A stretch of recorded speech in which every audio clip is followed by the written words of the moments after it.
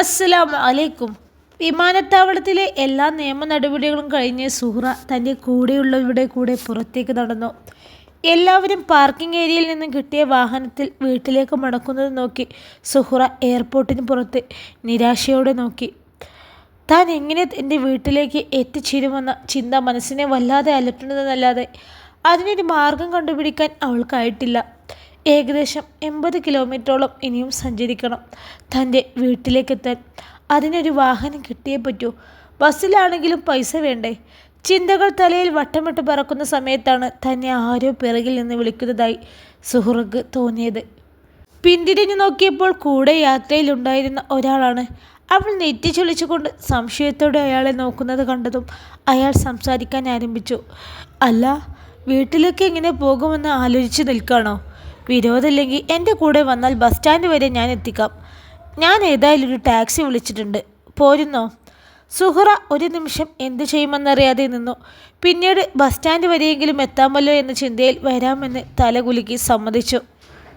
Bus സ്റ്റാൻഡിൽ അവളുടെ നാട്ടിലേക്ക് ബസ് കിട്ടുന്ന സ്ഥലത്ത് അവളെ ഇറക്കി വിട്ടുകൊണ്ട് അയാൾ അവളുടെ കയ്യിലേക്ക് 2 നോട്ടുകൾ വെച്ചു കൊടുത്തു. കണ്ണുമിഴിച്ച് സംശയത്തോടെ നോക്കുന്ന സുഹ്റയ്ക്ക് ഒരു പുഞ്ചിരി കൊടുത്തുകൊണ്ട് അയാൾ ആ ടാക്സിയിൽ യാത്ര തുടർന്നു. സുഹ്റ അയാളെ നന്ദിയോടെ നോക്കി അള്ളാഹുവിനെ സ്തുതിച്ചു. ഏത് പ്രതിസന്ധിയിലും ഇതുപോലെ ആരെന്നോ ഏതെന്നോ അറിയാത്ത മനുഷ്യരെ നീ എന്നിലേക്ക് സഹായത്തിനായി എത്തിക്കുന്നുണ്ടല്ലോ റബ്ബേ, നീ വലിയവനാണ്. ആ 2 500 രൂപ നോട്ടിലേക്ക് നോക്കി അവളുടെ കണ്ണുകൾ ഈറനായി. സുഹ്റ തൻ്റെ നാട്ടിലെ ബസ് സ്റ്റോപ്പിൽ വന്നിറങ്ങുമ്പോൾ സമയം മഗ്‌രിബിനോട് അടുത്തിരുന്നു. ഇരുട്ട് മൂടി തുടങ്ങിയിട്ടുണ്ട്. കൂടെ അവിടെ ഇറങ്ങിയവർ പലരും അവളെ സൂക്ഷിച്ചു നോക്കുന്നത് കണ്ടവൾ നടത്തത്തിന് വേഗത കൂട്ടി. പരിചിതമായ വഴികൾ എല്ലാം അപരിചിതമായി മാറിയിരിക്കുന്നു. കല്ലും കുഴിയും നിറഞ്ഞിരുന്ന മൺപാതകളെല്ലാം ടാർ ചെയ്തിട്ടുണ്ട്. തെങ്ങിൻ തോപ്പുകളും കൃഷിയിടങ്ങളും എല്ലാം പുതിയ വീടുകൾ വന്ന് നിറഞ്ഞിരുന്നു. ഏറെ വ്യത്യാസം തോന്നിയത് വീട്ടിലേക്കെത്തുന്നതിന് മുമ്പേ ഉള്ള പുഴക്ക് കുറുകെ പാലം വന്നതായിരുന്നു. എത്രയോ തവണ മഴക്കാലമായി വെള്ളം നിറഞ്ഞൊഴുകുമ്പോൾ പ്രാർത്ഥിച്ചിരുന്നു ഒരു പാലം വന്നിരുന്നെങ്കിൽ എന്ന്. പക്ഷേ ഇപ്പോൾ തോന്നുന്നത് ആ വെള്ളത്തിൽ കാലുകൾ ചവിട്ടി നടക്കാനാണ്.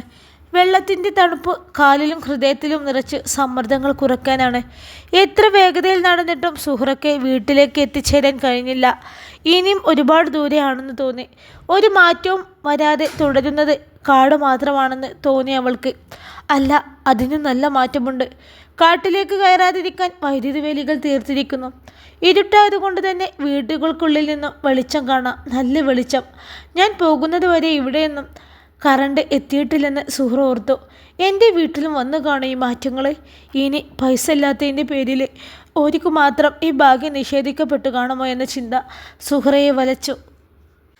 വഴിയിൽ പലരും നോക്കി അടക്കം പറയുന്നത് സുഹ്റ ശ്രദ്ധിച്ചിരുന്നു.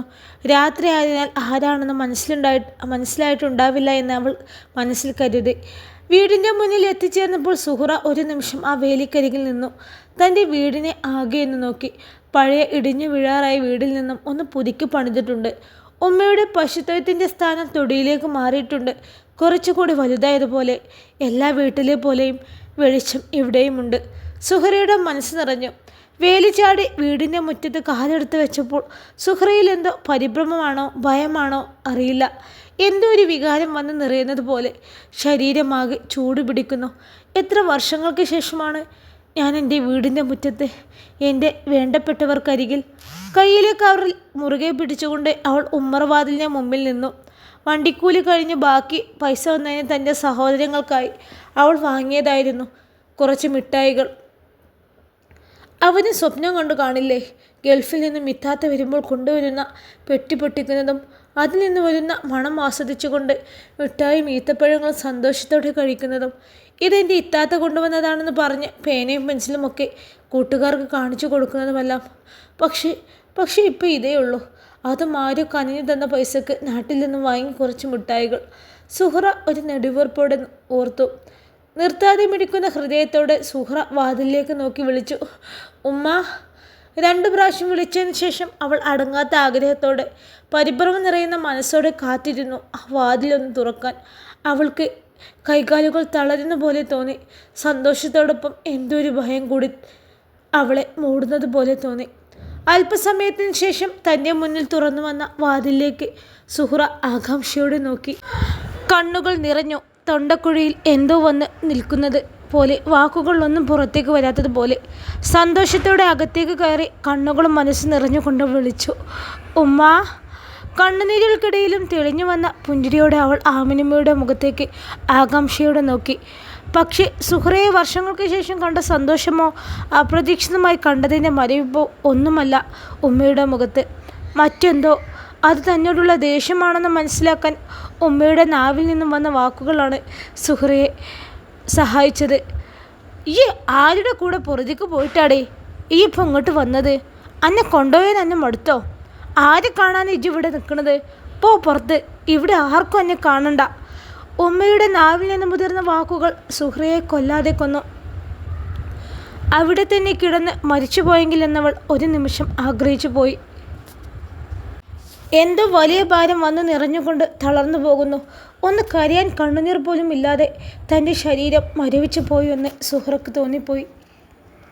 ആമിന! പുറകിൽ നിന്നും ദേഷ്യത്തോടെയുള്ള വിളി കേട്ടാണ് സുഹ്റ തിരിഞ്ഞു നോക്കിയത്. ഉമ്മയുടെ വാക്കുകൾ ഏൽപ്പിച്ച പകപ്പിൽ നിന്ന് വിട്ടുമാറാതിരുന്ന സുഹ്റ തൻ്റെ പിറകിൽ നിൽക്കുന്ന ഉപ്പയെ കണ്ട് ശരിക്കും ഞെട്ടി. സങ്കടം കൊണ്ടോ സന്തോഷം കൊണ്ടോ അവളുടെ കണ്ണുകൾ നിറഞ്ഞൊഴുകി. ഞാൻ ഇവിടെ നിന്ന് പോകുമ്പോൾ കട്ടിലിൽ നിന്നും എണീക്കാനാവാതിരുന്ന കിടന്ന ബാപ്പ എൻ്റെ മുമ്പിൽ എണീറ്റ് നിൽക്കുന്നത് കണ്ടപ്പോൾ സുഹ്റ തൻ്റെ ഉമ്മയുടെ ഹൃദയം വേദനിപ്പിക്കുന്ന വാക്കുകൾ മറന്നു. ബാപ്പയുടെ അടുക്കളയിലേക്ക് ഓടി ആ മാറിലൊന്ന് ചായൻ ആശിച്ചവൾ അദ്ദേഹത്തിൻ്റെ അടുത്ത് പാഞ്ഞെത്തി. പെട്ടെന്ന് എന്തോ ഓർത്ത പോലെ സുഹ്റ വാപ്പയുടെ അടുത്തേക്കെത്തിയതും ഒന്ന് നിന്നു. മകൾ തൻ്റെ അടുത്തേക്ക് ഓടി വരികയാണല്ലോ എന്നോർത്തിരുന്ന ബാപ്പയും അവളുടെ പ്രവൃത്തിയിൽ ഒരു നിമിഷം പകച്ചു. തലയും താഴ്ത്തി കയ്യിലെ കവറിൽ നഖം കൊണ്ട് വരഞ്ഞ് സമ്മർദ്ദം നീക്കാൻ ശ്രമിക്കുന്ന സുഹ്റയുടെ മുന്നിൽ ബാപ്പ നിന്നു. എന്താണ് ഉപ്പാൻ്റെ മോളിങ്ങനെ തലയും താഴ്ത്തി നിൽക്കുന്നത്? ബാപ്പാനെ കണ്ടിട്ട് എനിക്ക് സന്തോഷമായില്ലേ? ബാപ്പയുടെ വാത്സല്യത്തോടെയുള്ള ചോദ്യം കേട്ടതും അത്രയും നേരം പിടിച്ചു വച്ചിരുന്ന സങ്കടങ്ങളെല്ലാം സുഹ്റയിൽ നിന്നും പുറത്തു ചാടി. അവളുടെ കണ്ണുനീർ ധാരധാരയായി ഒഴുകി. അതെല്ലാം ബാപ്പയുടെ നെഞ്ചിൽ അവൾ ഒഴുക്കിവിട്ടു. പുറത്തെ ബഹളം കേട്ടുകൊണ്ടാണ് അസീനയും റമീസും പുറത്തേക്ക് വന്നത്. ബാപ്പയുടെ നെഞ്ചിൽ തലവെച്ച് തേങ്ങുന്ന ആളെ കണ്ട് ഒരു നിമിഷം അവർ പകച്ചുപോയി. പിന്നെ സന്തോഷത്തോടെ അവരുടെ അടുത്തേക്ക് ഓടിച്ചെല്ലാൻ ശ്രമിച്ചപ്പോഴേക്കും അവർ കാണുന്നത് സുഹ്റയുടെ കൈ പിടിച്ചുകൊണ്ട് അകത്തേക്ക് കയറുന്ന ബാപ്പയെയാണ്. സുഹ്റയുമായി അകത്തേക്ക് കയറിയ ബാപ്പ ആമിനയുടെ മുന്നിൽ ചെന്ന് നിന്നു. ആമിന, ഇങ്ങോട്ട് നോക്കാം. ഇത്രയും ദിവസം എൻ്റെ മോളൊരു നോക്ക് കണ്ടിട്ട് വേണം എനിക്ക് മയ്യത്താവാനെന്ന് പറഞ്ഞ് പഠിച്ച റബ്ബിൻ്റെ മുമ്പിൽ 5 നേരം കണ്ണീരൊഴുക്കി തേടിയ ഇജന്നാണോ മോള് വന്നപ്പോൾ ഉമ്മറത്ത് നിന്നിട്ട് ഓളെ ആട്ടി പറഞ്ഞയക്കണത്? മനസ്സുരികയാണ് എൻ്റെ കുട്ടി ആ നിൽക്കണത്. എനിക്ക് കണ്ടാൽ മനസ്സിലാവൂലേ? നോക്കാം, പെറ്റ് തള്ളനും തന്തനും ഒരു നോക്ക് കാണാൻ എൻ്റെ കാലിൻ്റെ ചോട്ടിൽ വന്ന് നിന്നിട്ടാണ് ഓള് കണ്ണീരൊലിപ്പിച്ചത്. ബാപ്പാൻ്റെ വാക്കുകൾ ആമിനയെയും സുഹ്റയെയും ഒരുപോലെ കണ്ണീരിലാഴ്ത്തി. ആമിന ഓടിച്ചെന്ന് അവളെ കെട്ടിപ്പിടിച്ചു. പൊന്നുമോളെ, ഈ ഉമ്മാനോട് ക്ഷമിച്ചാളാ. ഇത്രയും കാലം എന്നെ കാണാഞ്ഞിട്ട് ചങ്ക് പൊട്ടിയാണ് ഞങ്ങളിവിടെ കഴിഞ്ഞത്. അന്നെ അന്വേഷിച്ച അബു ഏജൻറ്റിനെ വിളിച്ചപ്പോൾ അറിയാൻ കഴിഞ്ഞത് ഇജ് അവിടുത്തെ അറബിനെ തള്ളിയിട്ട് ഏതോ ഒരാളപ്പോൾ ഒളിച്ചോടി പോയി എന്നാണ്. എൻ്റെ കുട്ടി അങ്ങനെയൊന്നും ചെയ്യൂലെന്ന് എനിക്കറിയാം. എന്നാലും പിന്നെ ഓരോരുത്തർ പറഞ്ഞു കേട്ടപ്പോൾ വിശ്വസിച്ച് പോവുകയാണ്. ആ അബു ആണെങ്കിൽ ഇവിടെ മുഴുവനും പറഞ്ഞു നടന്നു ഇജ് ആരെപ്പോ പോയിക്കണമെന്ന്. എൻ്റെ കുട്ടിയെ ഇജ് എവിടെയായിരുന്നു മോളെ? ഇജ് എവിടെയായിരുന്നു എൻ്റെ കുട്ടി? ആമിന പറഞ്ഞ വാക്കുകൾ ഒരു തീക്കുണ്ടം പോലെയാണ് സുഹ്റയുടെ ചെവിയിൽ പതിച്ചത്. തന്നെക്കുറിച്ച് ഇല്ലാത്തതും അതും ഞാൻ സ്വപ്നത്തിൽ പോലും ആലോചിക്കുന്നതാണല്ലോ പഠിച്ചോനെ ഈ പറഞ്ഞു നടക്കുന്നത്. അത് ആലോചിക്കുന്നതോറും അവൾക്ക് എന്തെന്നില്ലാത്തൊരു തളർച്ച അനുഭവപ്പെട്ടു. ഞാൻ കാരണം എൻ്റെ ഉമ്മയും ഉപ്പയും എന്തൊക്കെ അനുഭവിച്ചു. ഉമ്മയുടെ കരച്ചിലാണ് സുഹ്റയെ ചിന്തകളിൽ നിന്നും ഉണർത്തിയത്. നോക്കുമ്പോൾ ഉമ്മയും ഉപ്പയും സഹോദരങ്ങളും അവളെ നോക്കി കണ്ണീർ വാർക്കുന്നു. ഉമ്മ, നിങ്ങളിനി കരയാതെ. ഞാൻ അങ്ങനെയൊക്കെ നിങ്ങളെയും എൻ്റെ ബാധ്യതകളും മറന്ന് ചെയ്യുമെന്ന് തോന്നുന്നുണ്ടോ ഉമ്മ നിങ്ങൾക്ക്? ഇല്ല, ഒരിക്കലും ഞാൻ നിങ്ങളെ മറന്നിട്ടില്ല. നിങ്ങളൊരു വിവരങ്ങളും ഇല്ലാതെ ഇത്രയും വർഷം ഞാൻ ഉരുകിയാണ് ജീവിച്ചതുമ്മ. തുടർന്ന് സുഹ്റ അവളുടെ 4 വർഷത്തിലേറെയുള്ള മരുഭൂമിയിലെ ജീവിതം അവളുടെ പ്രിയപ്പെട്ടവർക്ക് മുമ്പിൽ തുറന്നു വെച്ചു. ഇടയ്ക്കിടെ വാക്കുകൾ ഇടറി. ചിലതെല്ലാം ഓർത്തെടുക്കാൻ ശ്രമിക്കുമ്പോൾ അവൾ തളർന്നുപോയി. അവളുടെ ഓർമ്മകൾ ചിലപ്പോൾ കണ്ണുനീരിൽ കുതിർന്നു. സുഹ്റ പറഞ്ഞ് അവസാനിപ്പിച്ചതും ഉമ്മ വന്നവളെ കെട്ടിപ്പുണർന്നുകൊണ്ട് കണ്ണീരിൽ കുതിർന്ന മുത്തങ്ങൾ കൊണ്ട് മൂടി. അറിഞ്ഞില്ലല്ലോ കുട്ടിയെ, ഇത് ഞങ്ങൾക്കും വേണ്ടി അവിടെ ഉരുകി തീർന്നത്. ഞങ്ങൾ ആരും അറിഞ്ഞില്ല. അല്ലാ, എൻ്റെ കുട്ടീനെ ഒരു പോറൽ പോലെ ഏൽപ്പിക്കാതെ ഇങ്ങോട്ട് എത്തിച്ചല്ലോ റബ്ബേ. അനക്ക് സ്തുതി. ഉമ്മ കണ്ണുനീരോടെ കൈകൾ മുകളിലേക്ക് ഉയർത്തിക്കൊണ്ട് അള്ളാഹുവിനെ സ്തുതിച്ചു.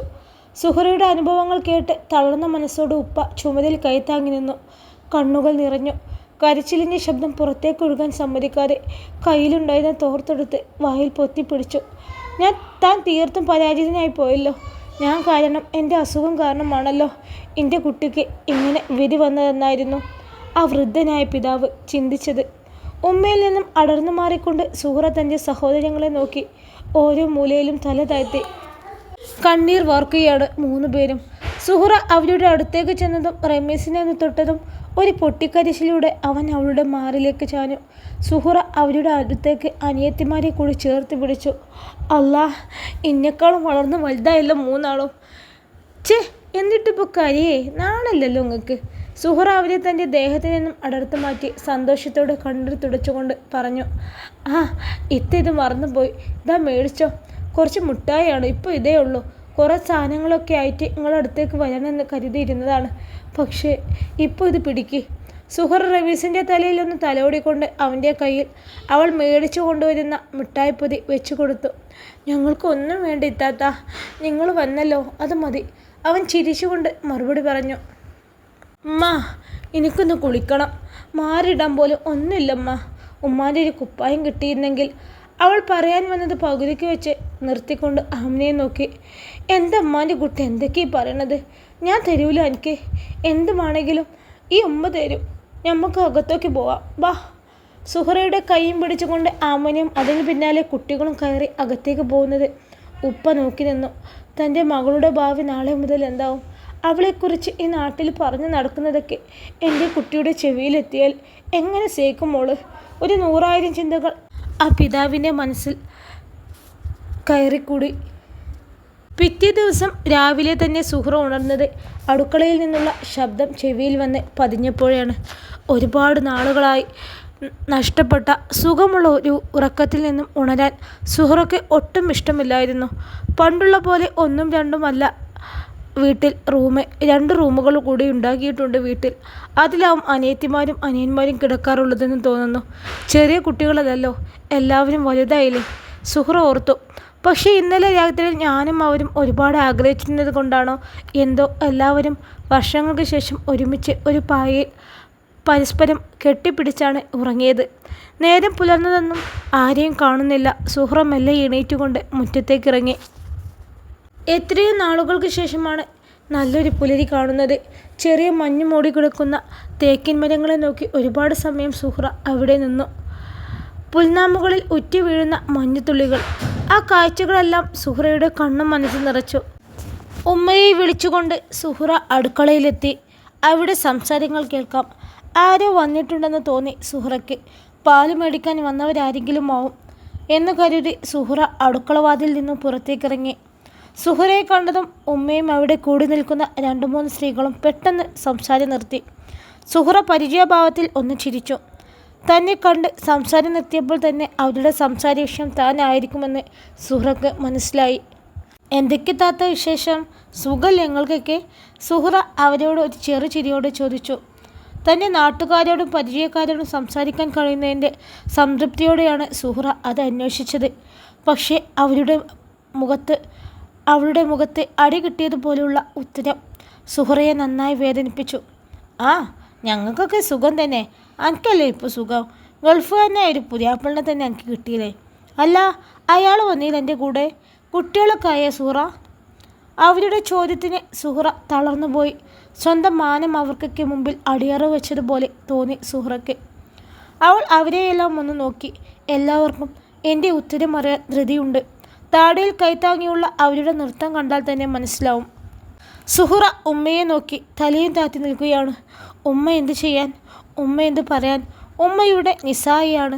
സുഹറ മറുപടിയൊന്നും നൽകാതെ മൗനമായി അകത്തേക്ക് വലിഞ്ഞു.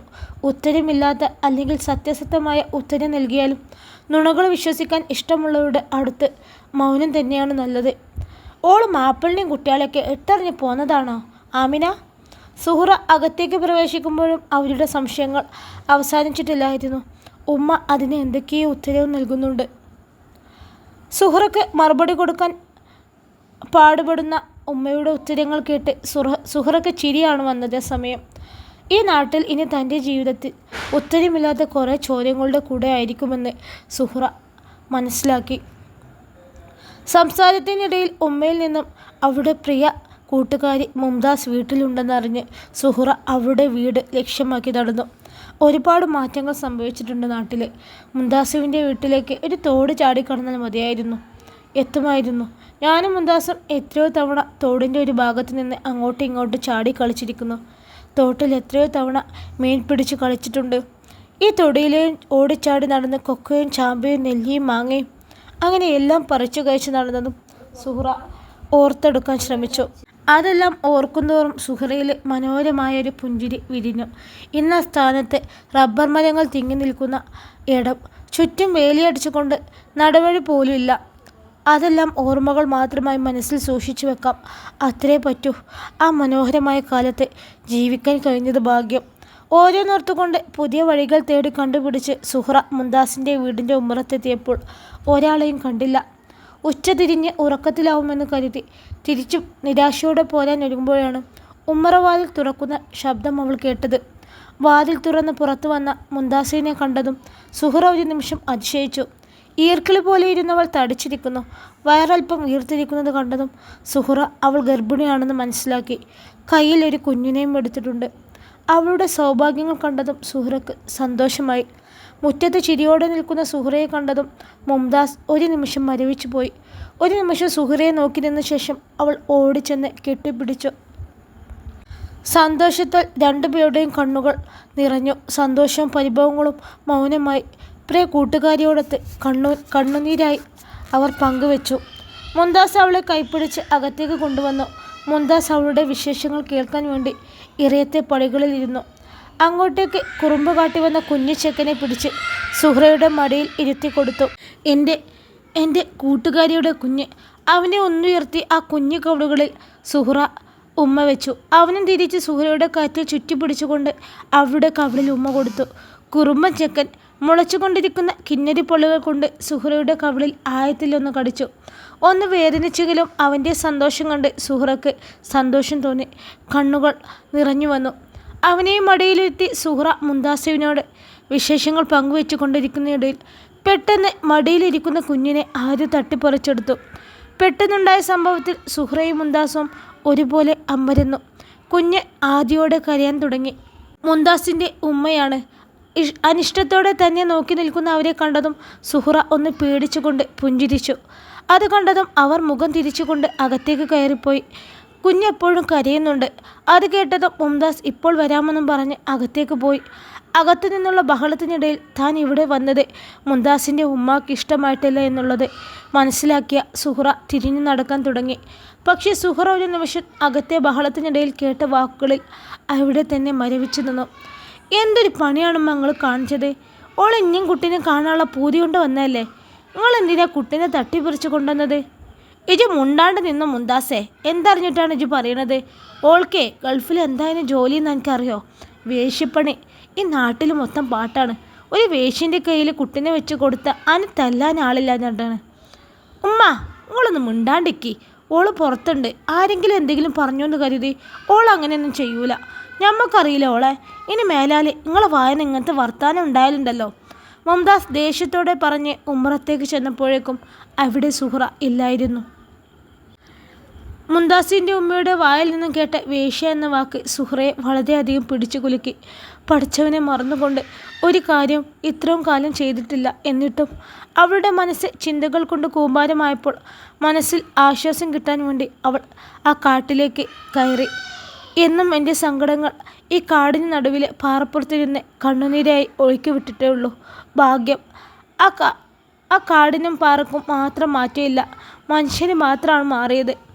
മുംതാസിനെയും അവളെയും ഒരുപോലെ കണ്ടിരുന്നവരാണ് ഇന്ന് ആരുടെയോ വാക്കുകൾ കേട്ടുകൊണ്ട് ഞാനൊരു വേശ്യയാണെന്നാണ് പറയുന്നത്. ഇനി ആര് വിശ്വസിക്കുമെന്നുള്ള ഉറപ്പുള്ളവർ തന്നെ തള്ളിപ്പറയുന്നു. അല്ലെങ്കിലും ഈ ലോകത്ത് എല്ലാവരും തനിച്ചാണ്. ആർക്കും കൂട്ടായി ആരെയും സൃഷ്ടിച്ചിട്ടില്ല. എല്ലാവരും തനിച്ചാണ്. എന്തൊക്കെ ആലോചിച്ച് സ്വയം സമാധാനിക്കാൻ ശ്രമിച്ചിട്ടും അവരുടെ ഹൃദയത്തിൽ വേശ്യ എന്ന വാക്ക് മുഴങ്ങിക്കൊണ്ടിരുന്നു. ഇൻഷാ അല്ലാഹ് ഈ കഥയുടെ ബാക്കി ഭാഗമായി മറ്റൊരു ദിവസം കാണാം. അസ്സലാമു അലൈക്കും. എല്ലാവരും കമൻറ്റും ലൈക്കൊക്കെ ചെയ്യണേ, സപ്പോർട്ട് ചെയ്യണേ.